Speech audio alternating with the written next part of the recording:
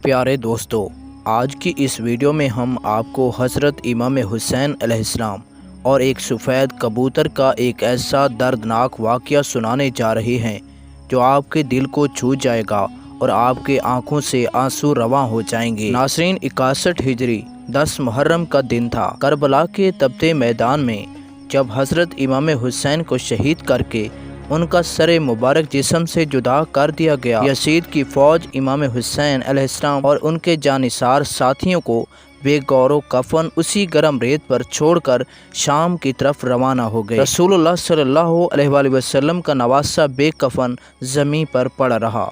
इतने में आसमान पर अंधेरा छा गया।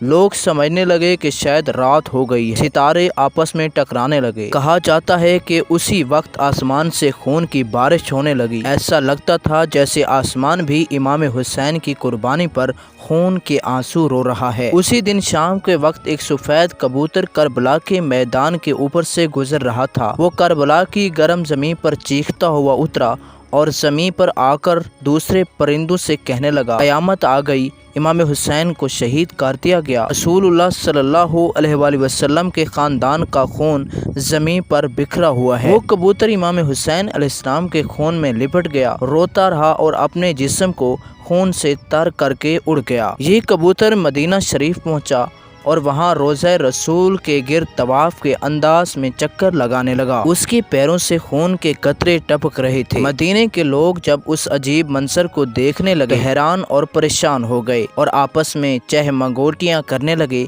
और आखिर ये माजरा क्या है। कुछ ही देर बाद मदीना में हज़रत इमाम हुसैन की शहादत की खबर पहुँची तो लोगों को समझ आ गया कि ये सफ़ेद कबूतर इमाम हुसैन अलैहिस्सलाम की शहादत की खबर लेकर दरगाह रसूल पर हाजिर हुआ है। बुजुर्गों का कहना है कि दुनिया में जितने भी सफ़ेद कबूतरों की नस्ल है वो उसी कबूतर की नस्ल है। इसलिए अल्लाह ताला ने इन सफ़ेद कबूतरों में सफाई, नूरानियत और बरकत रखती है। दूसरी रिवायत में आता है कि मदीना शरीफ के करीब एक गांव में ईशोरिया नामी शख्स रहता था। उसी की एक निहायत हसीन और जमील बेटी थी, मगर अचानक उसे एक अजीब बीमारी ने आ घेरा। उसके जिस्म के तमाम अज़ा मफलूज हो गए।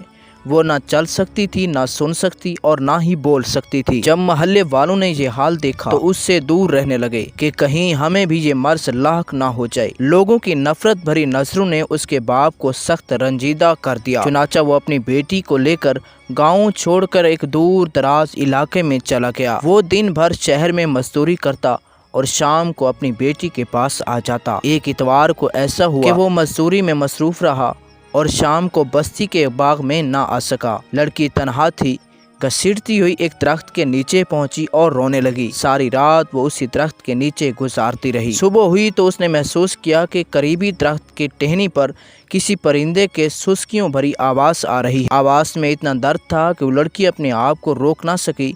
घसीटती हुई आवाज़ की समझ जाने लगी। हालांकि वो अंधी थी, मगर फिर भी उसने आसमान की तरफ चेहरा उठाया। अचानक उस परिंदे के परों से एक खून का कतरा आकर उसकी दाईं आंख पर गिरा। खून के लगते ही इमाम हुसैन अलैहिस्सलाम के खून की बरकत से उसकी आंख रोशन हो गई। फिर दूसरा कतरा उसकी बाईं आंख में गिरा और वो भी देखने लगी। वो हैरत ज़दा हो गई और ऊपर दरख्त पर नज़र डाली तो देखा कि एक सफ़ेद कबूतर खून में तर बैठा है। कुछ और कतरे उसके जिस्म पर भी गिरे और इमाम हुसैन के खून की बरकत से उसकी सारी बीमारियां दूर हो गई। वो बिल्कुल तंदुरुस्त हो गई। फिर वो खुशी खुशी उठकर अपने वालिद की तलाश में निकली। जब वो बाग के बाहर पहुंची तो उसके सामने से आता हुआ उसका वालिद दिखाई दिया। बाप बेटी के करीब आया मगर अपनी बेटी को पहचान ना सका। उसने सवाल किया, बेटी तुम कौन हो और यहाँ क्या कर रही हो? मैं तो अपनी बीमार बेटी को इस बाग में छोड़ कर गया था, क्या तुम्हें उसका कुछ इल्म है? लड़की की आंखों से खुशी के आंसू बहने लगे। वो बोली, बाबा क्या आपने मुझे पहचाना नहीं? मैं वही आपकी बेटी हूँ जिसे आप यहाँ छोड़कर चले गए थे। बाप ये सुनकर हैरत में डूब गया और खुशी से उसकी आंखों से आंसू निकलने लगे। उसने बेटी से पूछा उसकी बीमारी कैसे ठीक हो गई। बेटी ने सारा वाक़या सुनाया और उसे उस दरख्त के नीचे ले गई जहाँ कबूतर आहुजारी करता हुआ खून में लथपथ बैठा हुआ था। उस शख्स ने कबूतर से मुखातिब होकर कहा, ऐ बाबरकत परिंदे, तेरी इस पुरदर्द आवाज़ का सबब क्या है और ये तेरे जिस्म से टपकता हुआ खून किसका है जिसमें इतनी बरकत है? फिर उस शख्स ने कबूतर के बारे में तहकीक और जब मालूम हुआ कि ये खून हज़रत इमाम हुसैन का है اور اسی کی برکت سے اس کی بیٹی شفا یاب ہوئی ہے۔ تو وہ شخص کہنے لگا اگر امام حسین اور ان کے نانا حق پر نہ ہوتے تو ان کے خون کے قطروں میں ایسی خیر و برکت نہ ہوتی اور میری معصور بیٹی شفا نہ پاتی۔ یہ کہہ کر وہ شخص اپنی بیٹی سمیت وہیں کلمہ پڑھ کر مسلمان ہو۔ بعد میں جب بھی کوئی اسے اسلام قبول کرنے کی وجہ پوچھتا اسی واقعے کو تفصیل سے سناتا۔ سلام ہو رسول اللہ صلی اللہ علیہ وآلہ وسلم کے گھرانے پر، سلام ہو اس پاکیزہ خون پر جو دین اسلام کی سر بلندی کے لیے کربلا کی زمین پر بہایا گیا۔ ناظرین، میں دعا کرتا ہوں کہ ہمیں نیک اعمال کرنے، برائی سے بچنے اور دوسروں کو بھی بچانے کی توفیق عطا فرمائے۔ ناظرین، ملتی ہیں اگلی ویڈیو میں، اپنا ڈھیر سارا خیال رکھیے گا۔ اللہ تعالیٰ آپ سب کا حامی اور ناصر ہو۔ اللہ نگہبان۔